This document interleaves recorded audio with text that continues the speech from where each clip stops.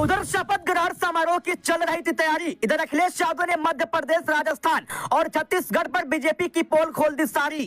3 राज्यों में फिर से वोटिंग कराने का हुआ फैसला। ईवीएम पर रोक लगाने का ऐलान, बैलेट पेपर से चुनाव कराने की मांग। एक फैसले ने बीजेपी के जश्न में डाल दी खलल। कांग्रेस भी रह गई हैरान, वो सोचते रह गए। इधर अखिलेश ने कर दिया बड़ा काम। 3 दिसंबर को चुनाव परिणाम आने के बाद कांग्रेस के नेता मुंह में दही जमाए बैठे हुए थे।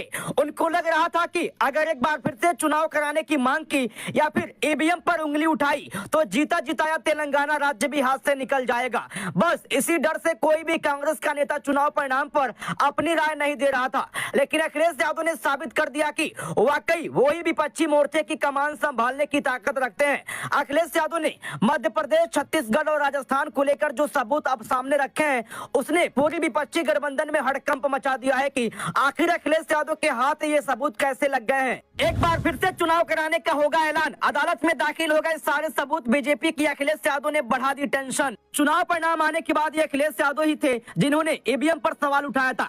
जिस कॉन्फिडेंस के साथ अखिलेश यादव ने सवाल उठाया था, उसे देखकर लग ही रहा था कि इस बार कोई पक्का सबूत अखिलेश यादव को मिल चुका है।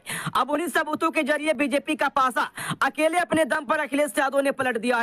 उस वक्त अखिलेश यादव ने कहा था कि ईवीएम पर अगर सवाल उठ रहे हैं तो इसके विकल्पों की तरफ जाना चाहिए। हमें अमेरिका और जापान से सीखना चाहिए। वहां पर बैलेट से वोटिंग होती है, 1-1 महीने तक वोटिंग और काउंटिंग चलती रहती है। ये बयान बेजा नहीं दिया गया था या फिर अखिलेश यादव ने खाना पूर्ति नहीं कर रहे थे। ये बात बीजेपी अच्छे से समझ गई थी कि वक्त कम है। अगर अदालत से कोई फैसला आ गया तो सरकार बनाना मुश्किल में पड़ सकता है।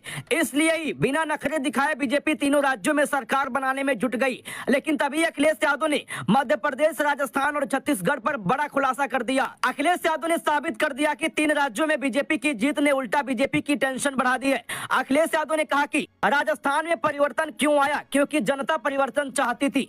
छत्तीसगढ़ में परिवर्तन क्यों आया, क्योंकि जनता परिवर्तन चाहती थी। अगर हम मिजोरम को छोड़कर चारों राज्यों का विश्लेषण करें तो यही समझ में आता है कि जनता परिवर्तन ही चाहती है।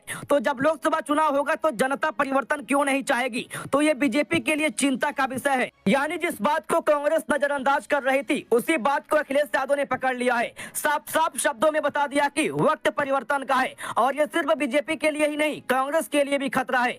इसलिए ही छत्तीसगढ़ और राजस्थान में कांग्रेस के हाथ से सत्ता फिसल गई। अगर मध्य प्रदेश में कांग्रेस अपना रंग नहीं दिखाती तो सत्ता परिवर्तन तो वहां पर भी होता। लेकिन कांग्रेस की हरकतों ने खुद उसका बेड़ा गर्क करा दिया है। वही माना जा रहा है कि बीजेपी को इस बात का डर सताया हुआ है कि जो मुद्दा अखिलेश यादव ने छेड़ दिया है उसका असर कहीं उसकी जीत पर ना पड़ जाए, क्योंकि इसे लेकर कुछ लोग अदालत तक पहुंच गए हैं। दावा किया जा रहा है कि कई तगड़े सबूत अदालत के सामने रख दिए गए हैं। वहीं कोर्ट में इस मामले की गंभीरता को देखते हुए जल्द ही सुनवाई के पक्ष में है। यानी कोर्ट की सक्रियता ने बीजेपी की जीत पर पासा पलटने के बादल मंडरा दिए हैं। ऐसे में अगर बीजेपी की पोल खुली तो लोकसभा चुनाव में हार ही नहीं बल्कि चुनाव लड़ने पर बैन भी लग सकता है।